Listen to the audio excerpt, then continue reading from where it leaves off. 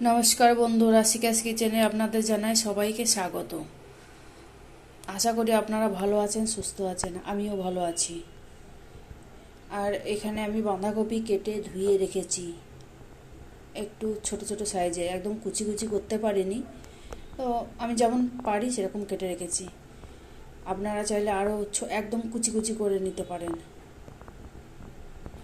বাঁধাকপি করব মাছের মাথা দিয়ে, একদম বিয়েবাড়ির মতন। এখানে দেখো 2 পিস মাছের মাথা নিয়েছি, নুন হলুদ মাখানো আছে। আলু মিডিয়াম সাইজে কেটে রেখেছি ছোট ছোট করে।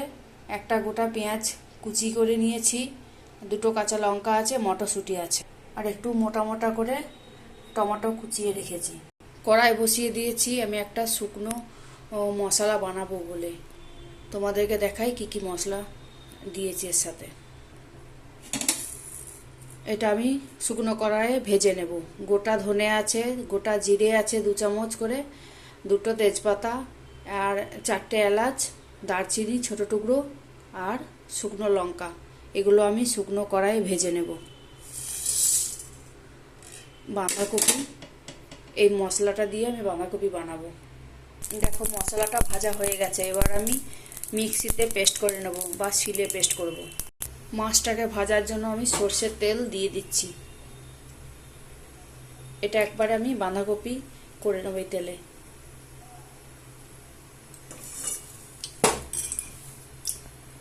তেল গরম হয়ে গেছে, মাছের মাথা দুটো আমি এইভাবে দিয়ে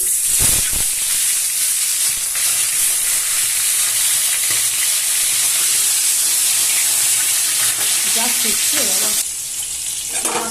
মাছের মাথা ভাজা হয়ে গেছে, এখানে আমি একটা তেজপাতা আর একটা শুকনো লঙ্কা দিয়ে দিলাম। তারপরে আলুগুলো দিয়ে ভেজে দিচ্ছি। দেখো আলুটা ভাজা ভাজা হয়ে গেছে, এবার আমি পেঁয়াজটা দিয়ে দিচ্ছি। মাছের মাথা দিয়ে বাঁধাকপি আপনারা পেঁয়াজ ছাড়াও বানাতে পারেন। আমি পেঁয়াজ দিয়ে বানাচ্ছি, এটা বিয়ে বাড়িতে যেমন পেঁয়াজ দিয়ে বানাই, আমি সেরকমভাবেই বানাচ্ছি। এবার আমি 2 চামচ নুন দিয়ে দিচ্ছি।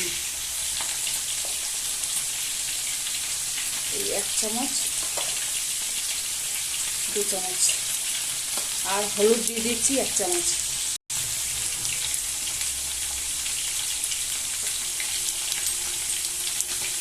একটা কাঁচা লঙ্কা চিড়ে দিলাম, আর টমেটো কুচি দিয়ে দিলাম। আলুটা ভাজা হয়ে গেছে, এবার আমি বাঁধাকপিটা দিয়ে দিচ্ছি।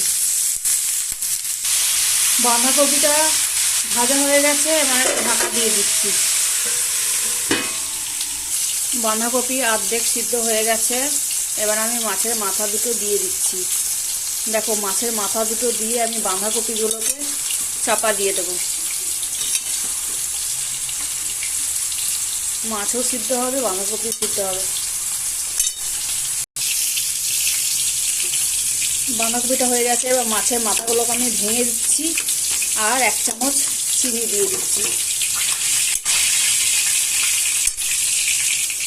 এখানে আমি আন্দাজ মতন ছোট চামচে 1 চামচ চিনি দিয়ে দিলাম, একটু মিষ্টি মিষ্টি ভালো লাগবে। বাঁধাকপিতে আমি অল্প মটরশুঁটি দিয়ে দিলাম। বাঁধাকপিটা হয়ে গেছে, আমি অল্প একটু নুন দিয়ে দিলাম, আর এখানে ভাজা গুঁড়ো মশলাটা দিয়ে দিলাম।